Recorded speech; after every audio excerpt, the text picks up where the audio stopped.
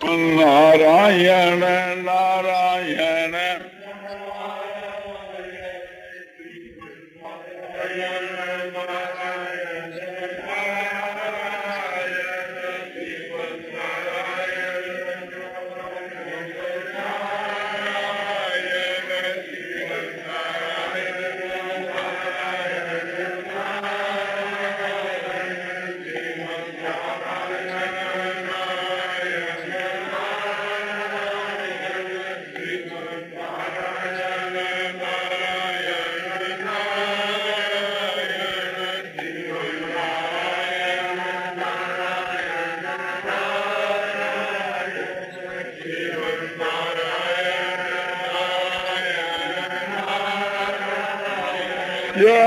रामचंद्र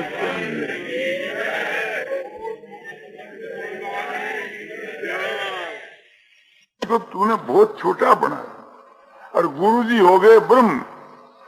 ब्रह्म की उपासना ही गुरु की उपासना कि हमारे गुरु जी ब्रह्म के मां लीन हो गए, ब्रह्म रूप हो गए, साक्षात ब्रह्म हो गए। ये तो ठीक है क्योंकि एक प्रकार से ब्रह्म है, वो एक प्रकार से अपने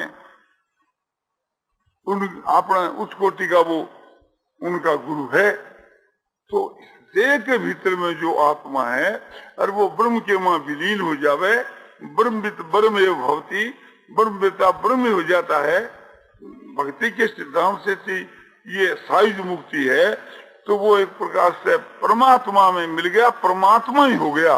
अब परमात्मा की भक्ति जो लोग करते हैं जी की उसकी भक्ति, ये बात तो ठीक है कि दुनिया के लोग जो परमात्मा की भक्ति करते हैं सो उसकी है, मानी कि उस परमात्मा की दो नहीं।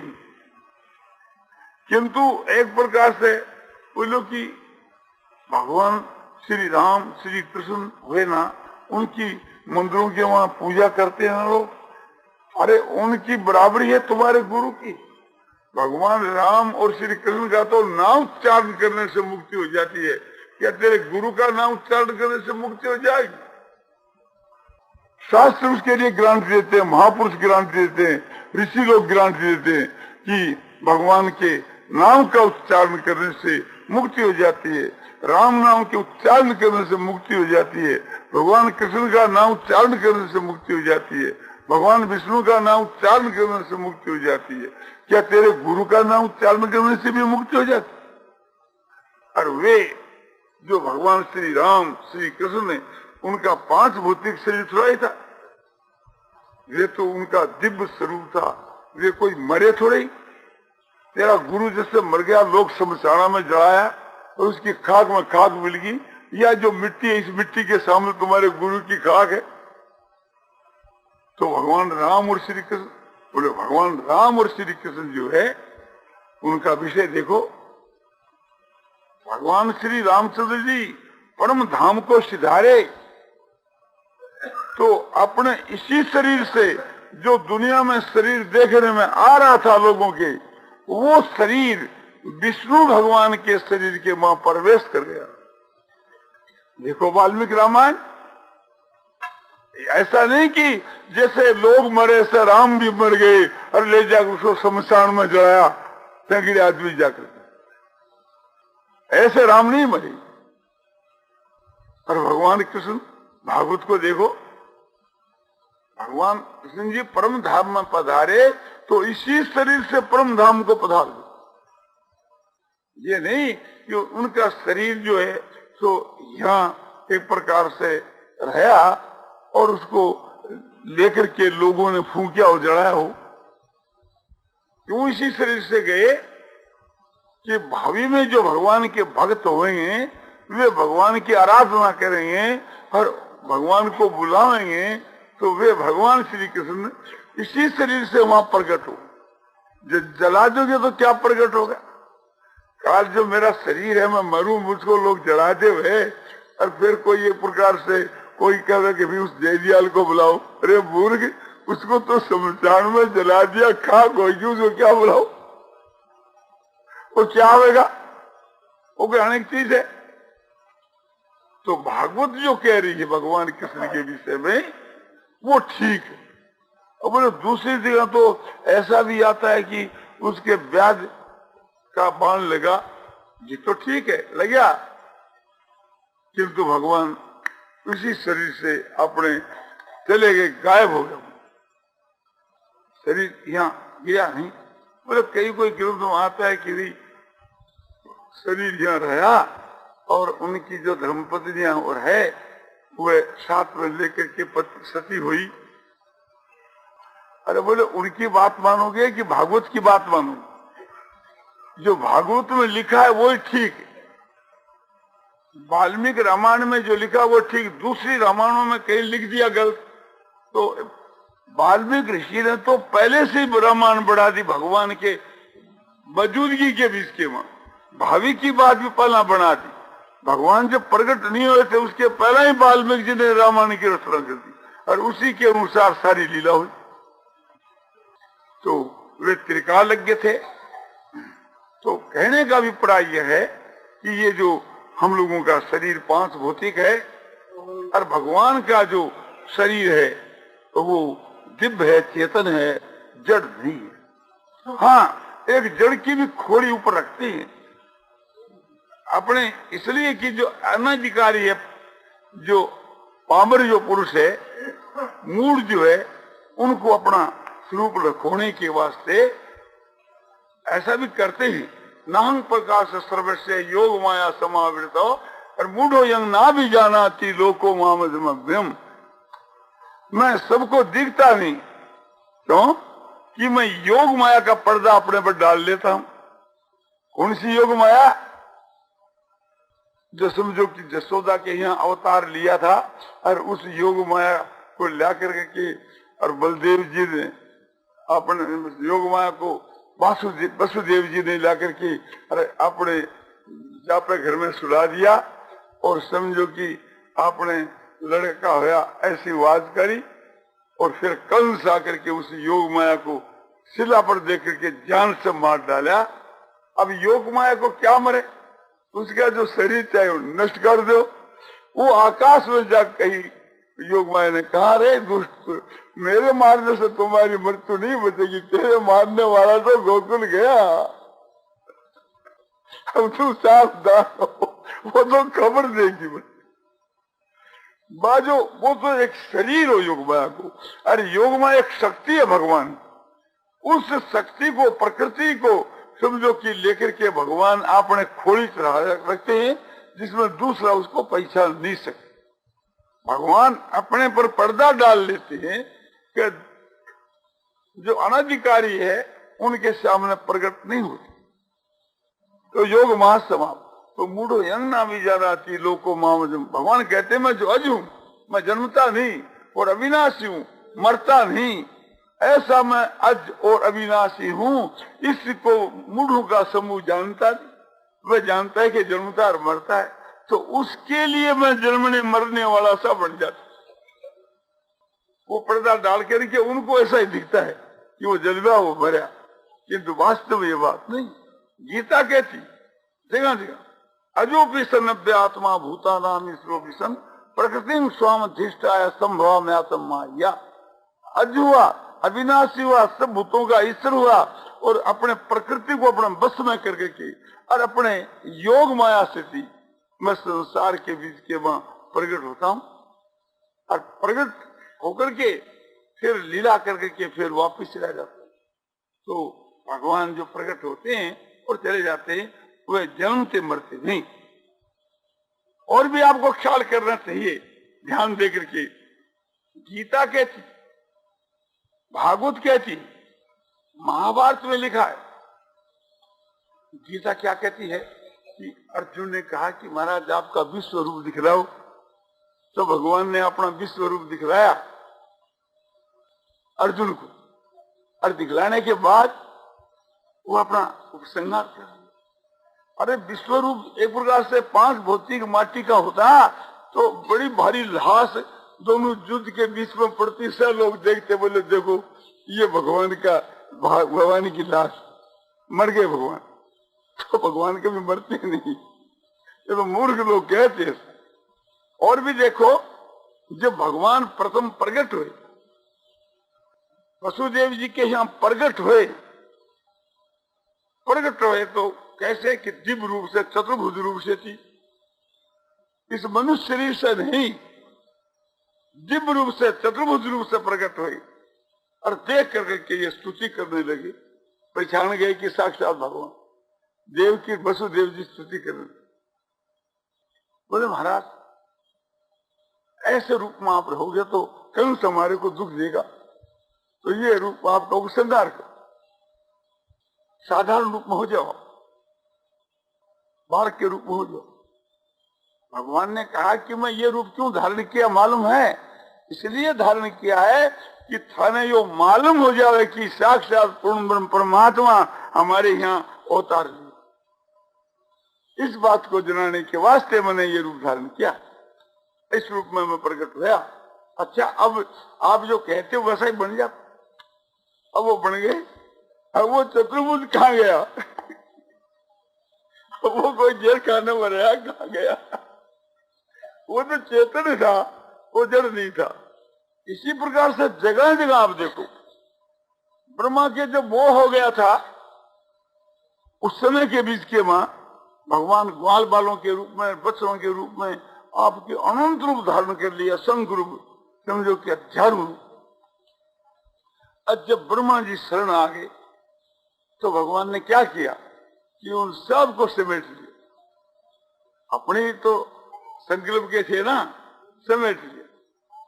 तो ये ब्रह्मा की धातु के होते, ये समझो इस प्रपंच के होते, तो समझो ये भी यहाँ रहते वे सब रूप, और वे भी एक प्रकार से लोग जल में मरे, जो जन्मते मरते, और इस मिट्टी के वहां शामिल। ब्रह्मा जी ने देख लिया कि तेरा बनाया हुआ, माने तेरे जो बनाए हुए ग्वाल बाल और है, ये सब तो गुफा में पड़े, और ये जो रचे हैं ये स्वयं भगवान अपने चिन्मय रूप से अनेक रूप धारण किए। ये साक्षात भगवान है। मेरी मूर्खता थी जो मैं इन्होंने बालक समझ करके और इनकी परीक्षा के लिए उतार हो गया और ग्वाल बाल बच्चों को ले गए, तो उनको फिर ज्ञान हुआ। अब ये देखो कि वे ग्वाल बाल बच्चे जो ब्रह्मा की रचना में थे वे तो वहां मौजूद रहे, और फिर समझो समय अनुसार अपने मरते रहे, और भगवान ने तो क्षण में ही तो रचे और क्षण के वही सब कहता क्या, वो तो एक प्रकार से अपने भगवान आप ही थे। एक ओम बहुश्याम है, एक मैं बहुत हूँ, संकल्प करने के साथ बहुत होगी, तो वे चेतन। इसी प्रकार से थी हर एक जगह में आप विचार करके देखो, एक जगह नहीं, जहां जहां भगवान ने अपना विश्व रूप दिखलाया बस वहां को श्रृंगार कर लिया। ये नहीं कि ब्रह्मा के ये जड़ संसार में, पांच भौतिक संसार में, ब्रह्मा के प्रपंच के बीच के वहां उनका शरीर समझो कि विराट स्वरूप जो है सो उसकी मट्टी, इस मट्टी के वहां कहीं शामिल हुई हो, ऐसा कहीं भी आपको लिख नहीं। भगवान ने दुर्योधन की सभा में जाकर के समझो कि दुर्योधन को विराट रूप दिखलाया। अरे दूसरे तू क्या मुझको बांधना चाहता है सांकड़ों से? अरे तू क्या मुझको ये समझ लिया कि ये कृष्ण अकेला है? देख सारे पांडव मेरे भीतर के बीच में, और सारे यादव मेरे में, सारे देवता मेरे में, सारी सेना मेरे में, समझो अंगुष्ठ प्रमाण से उस भगवान के विश्व रूप के बीच में सारी संसार दिखने लगी। लोग मूर्छित होकर के गिर पड़े। जो अच्छे महापुरुष थे, भक्त थे, वे स्तुति करने लगे, उनको भगवान का दर्शन। इसी प्रकार से थी उत्तम के होंगे वहां भी भगवान, और वो विश्वरूप भगवान का भगवान के शरीर में दिखाया गया और वहीं बस करता हूं। तो इसे समझना चाहिए कि भगवान जो जन्म से मरते, भगवान का स्वरूप दिव्य होता है, चेतन होता है, जड़ नहीं होता है। जैसे हमारे शरीर का भेद है, हमारा शरीर तो जड़ है, हमारे भीतर की आत्मा चेतन है। इस तरह से भगवान का जो असली जो दिव्य स्वरूप है वो शरीर भी चेतन है और भगवान भी चेतन, भगवान का धाम भी चेतन। तो ये बात आपको मैंने एक प्रकार से भगवान के विषय में बतलाई। अब आपको बतलाया जाता है महापुरुषों का रहस्य। तो भगवान का जो भक्त है और वो अपने को भगवान के स्थान में बैठा करके नहीं पूजा। हनुमान जी को कहो कि तने राम बनाकर भी पूजा, तो साक्षात ईश्वर है। हनुमान जी को हम राम का रूप देवें, भगवान राम का, और उसकी पूजा करें, तो हनुमान जी आप पर नाराज। राम तो हमारा इष्ट देव है, मैं तो उनका सेवक हूँ, मैंने उस अपने स्वामी की जगह तुम बैठा सकते हो, ये हम बर्दाश्त नहीं करें। तो दास कभी इस बात को बर्दाश्त करेगा? तो भगवान का सच्चा जो भक्त होगा वो भगवान की जगह अपने आप को कभी नहीं बिठावेगा। तो इस वास्ते ये ख्याल करना चाहिए कि ज्ञानी है या कोई ईश्वर का सच्चा भक्त, वो मरने के बाद के बीच के मां लोग हमारी स्तुति करे, लोग हमारी पूजा करे, ये नहीं चाहते। मैं यदि भगवान का भक्त होऊंगा, मैं भगवान राम का भक्त होऊंगा, तो मैं लोगों को यही कहूंगा कि भगवान के राम नाम का जप करो और भगवान राम का ध्यान करो, यही मैं कहूंगा। ये नहीं कि भी मेरे नाम को तो जप करो और मेरो ध्यान करो, तारो कल्याण हो जैसे। इस बात को भगवान कैसे बर्दाश्त करेंगे? और वो तो फिर भगवान के नाम और रूप को मिटना चाहता है। अपना नाम और रूप जो तुच्छ है, नाशवान, क्षणिक है, घृणित है, उसकी तो वो प्रतिष्ठा चाहता है, प्रचार चाहता है। और भगवान का जो स्वरूप है सो दिव्य है, नाम है सो दिव्य है, जिसके स्वरूप के ध्यान करने से मुक्ति हो जावे, जिसके नाम के जप करने से कल्याण हो जावे, भगवान का भक्त होकर के और उस भगवान की मर्यादा को, भगवान के नाम और रूप की उपासना को वो कैसे मिटावे? और यदि मिटाता है तो भक्त कहाँ? तो वो भगवान का भक्त नहीं। भगवान का भक्त तो यही शिक्षा देगा कि भी भगवान पूजने के योग है, उनका भजन करो, उनका ध्यान करो, ऐसा ही वो कहेगा। ये नहीं कि मेरे मरने के बाद के माँ जैसे थे राम की मूर्ति को पूजो, ऐसे मेरी भी मूर्ति को पूजो। अरे राम में कोई कमी है? भगवान राम से तुम्हारे में क्या दिखता है जो एक प्रकार से उसको पुराना समझ कर उस बात दे में तेरे को फिर पूजे? और दोनों को भी क्यों पूज? तुम्हारे जैसे तो लाखों भक्त हो गए, समझा? उन्होंने क्या अपराध किया? जो वास्तव के बीच के माँ सच्चा भगवान का भक्त होगा, वो अपने मरने के बाद के बीच के माँ मेरी पूजा करी जावे, मेरी जीवनी का प्रचार किया जावे, मेरे नाम का प्रचार किया जावे, मेरे रूप का प्रचार किया जावे। कोई भी समझदार, कोई भी भगवान का भक्त ऐसी इच्छा नहीं करे, और करता है तो वास्तव में वो भगवान का भक्त नहीं। यदि कहे वो तो नहीं करता, उनके अनुयायी करते हैं। अरे मूर्ख, उनके अनुयायी ऐसा क्यों करेंगे?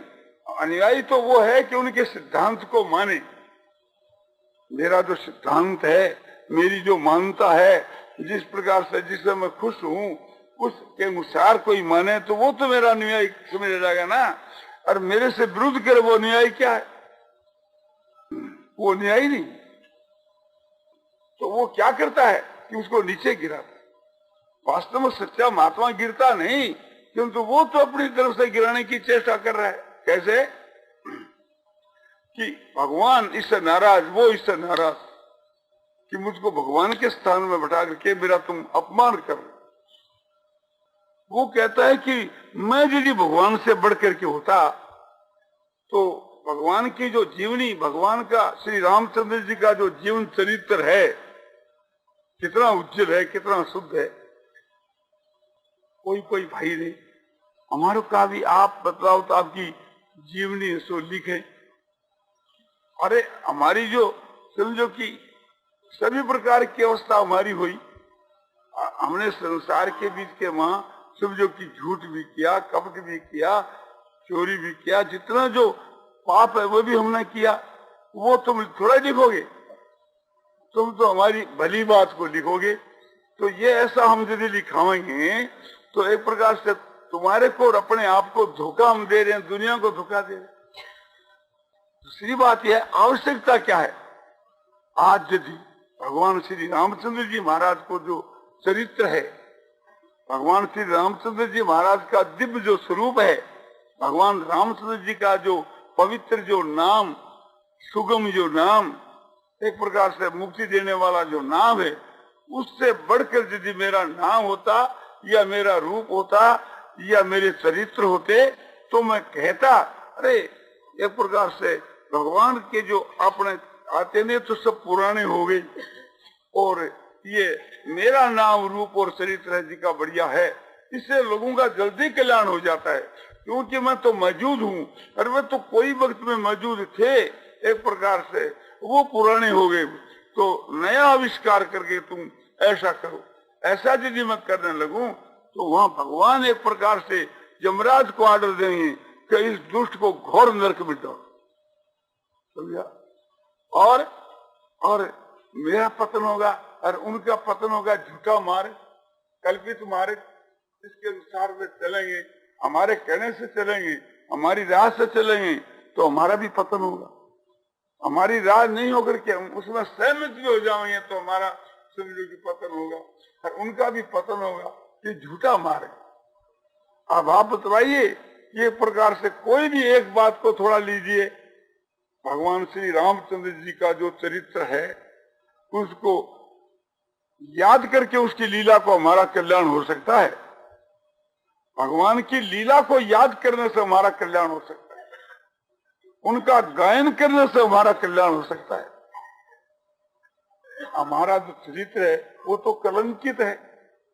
अब भगवान श्री रामचंद्र जी का जो सारा चरित्र एकदम शुद्ध और पवित्र है, उस शुद्ध पवित्र चरित्र को मलिया मेट कर करके और जो अपना गंदा चरित्र उसको यदि संसार के बीच के मान लोगों को धोखा देवे तो वो तो अन्याय करता है, वो तो जुल्म करता है।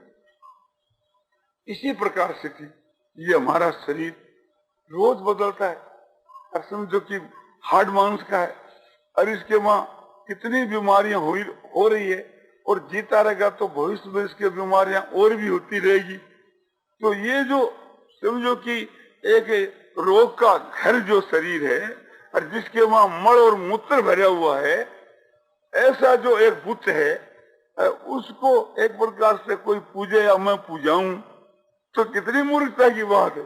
और भगवान राम के शरीर को छोड़कर जिनका दिव्य शरीर है, जिनका चेतन शरीर है, संसार के उद्धार के लिए जो प्रकट हुए, आप प्रत्यक्ष में देखो कहाँ तो एक प्रकार से ये मनुष्य का तुच्छ शरीर और कहाँ भगवान राम।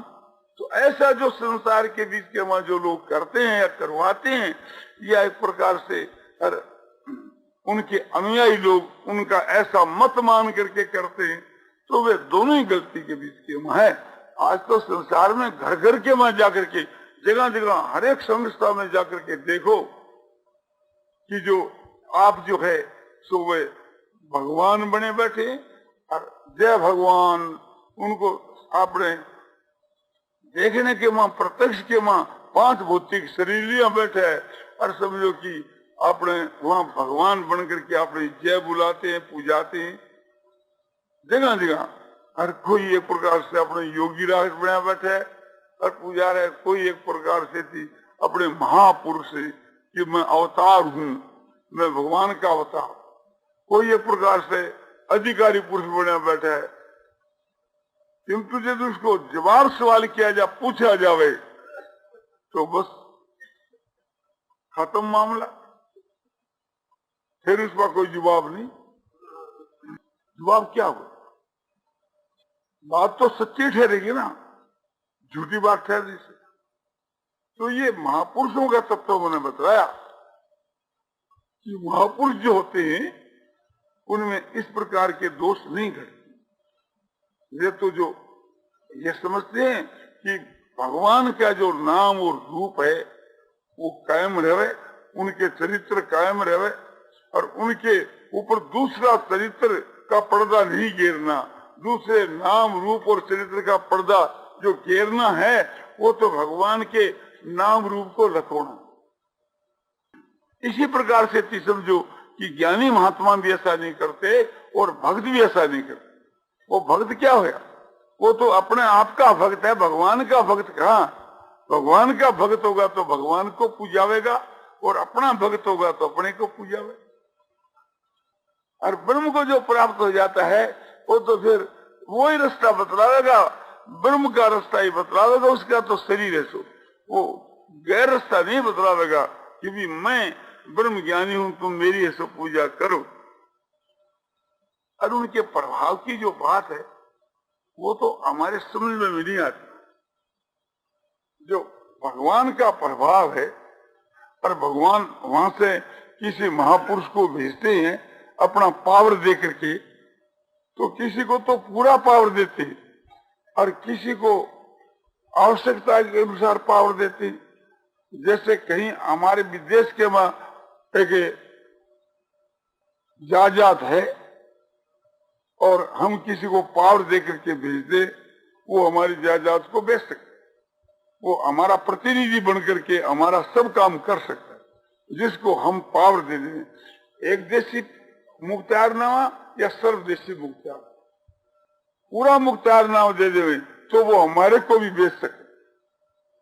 तो भगवान वहां से जो अपने प्रतिनिधि को भेजते हैं, वो आकर के जो कुछ कर जाता है भगवान को उसको सब मंजूर। भगवान को वो खड़ा करके बेच जावे तो बेच सके। जैसे गुमाश्ता एक प्रकार से मालिक को बेच देता है, समझा, ऐसे ही कोई भगवान को बेच सके। इतना ही है कि एक प्रकार से कि भगवान को बुला करके दर्शन करा दे तो भगवान उसके अधीन हो गए ना।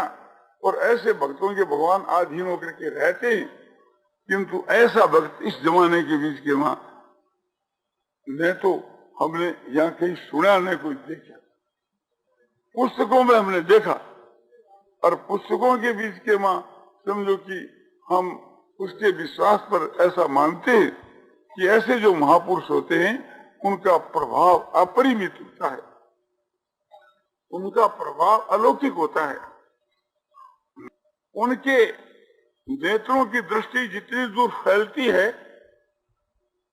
समझो कि उनके भीतर के का जो भाव है वो संसार में फैलता है। वो जिसको देख लेता है तो उस पर भी कुछ असर होता है। वो जहाँ बैठा रहता है तो उसके प्रभाव से थी दूसरे आदमी पाप नहीं करते।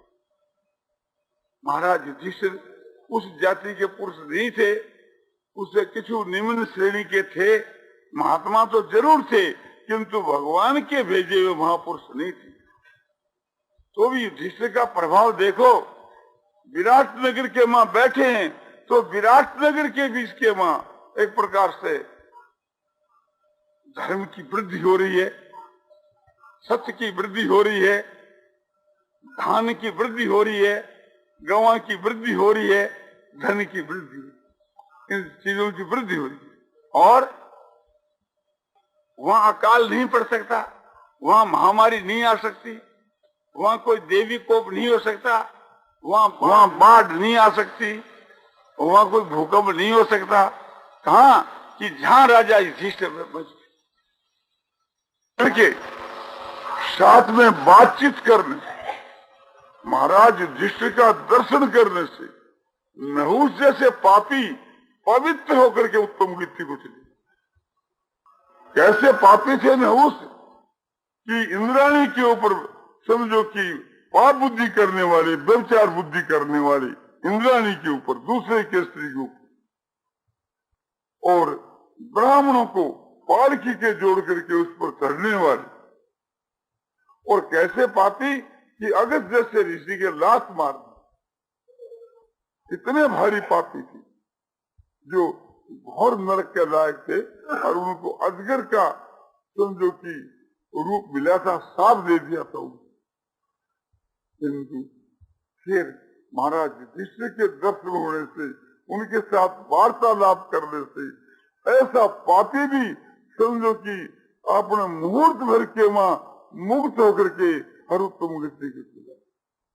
जब वो अपने अजगर का शरीर शांत हो गया और उसमें एक ज्योति निकली, ज्योति के रूप से निकला आकाश से हुआ युधिष्ठिर को उनके दर्शन हुए।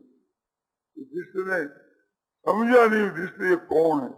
पूछा महाराज आप कौन हो, आप कोई देवता हो या आप कोई किन्नर हो, आप कोई गंधर्व हो, आपको मैं जानना चाहता हूँ, आप कोई स्त्री पुरुष हो। उन्होंने कहा हे राजा मैं नहुष नाम का ऋषि, राज ऋषि, राजा होकर के ऋषि हो राज ऋषि, और उसके बल से स्वर्ग के में गया और स्वर्ग के बीच में जितने दुनिया के स्वर्ग में आदमी थे सबसे उसको श्रेष्ठ समझ करके, नीतिज्ञ समझ करके, धर्मात्मा समझ करके, और ऋषि और देवताओं ने सबने अपना मालिक बना करके इंद्रासन में बैठा। उनको पाप के कारण से उसकी ये दुर्गति हुई। और महाराज युधिष्ठिर के दर्शन से, हे महाराज युधिष्ठिर, आपके दर्शन के प्रभाव से आपसे मैंने जो वार्तालाप कर ली, इसके प्रभाव से थी मेरे सारे पाप नष्ट। महाभारत के वन पर्व में निकाल कर देखो तो ऐसे ऐसे पुरुष, उनका ये प्रभाव, ये युधिष्ठिर का प्रभाव। इतना ही क्या, समझो कि जो महापुरुष जो होते जिस चीज को देख लेते उसमें समझो कि महापुरुषों के सिर के बीच के वहां जो चीज है वो फैल जाती। उसके सामने यहाँ तक हमारे शास्त्रों में आता है कि जो महापुरुष जो होते हैं उनके सन्मुख एक गाय आ गई और एक बाघ आ गया